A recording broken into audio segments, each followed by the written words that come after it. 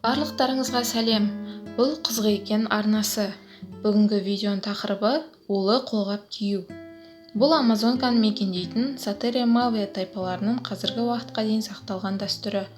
Рәсім бойынша ұл баланың есейіп ер азаматтыққа өтуімен байланысты. Бұл дәстүрдің екі аты бар: Ваумат және де Тукандейра.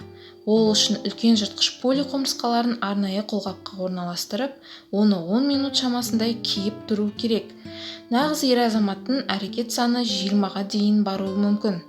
Құмырсқаның шаққан әсерін салыстыру өте қиын. Қолыңды ыстық отқа салумен салыстырады. Моральдық тұрғыдан дайын болмағандар талып құлап жатады. Бірақ бұл рәсімнің ер адамдардың денсаулығына пайдасы зор. Сондықтан тайпа ерлердің денсаулықтарының нашарлауы өте аз. Себебі құмырсқа уы организмнің инфекцияға қарсыласу күшін арттырады. Тайпа адамдары құмырсқаның уы малярия, тұмау, буын және тағы басқа ауруларға қарсыласатынына сенеді. Бұл факт сізге қызықты болды ма? Егер қызықты болса, арнаға тіркеліп, достарыңызбен бөлісе кетіңіз.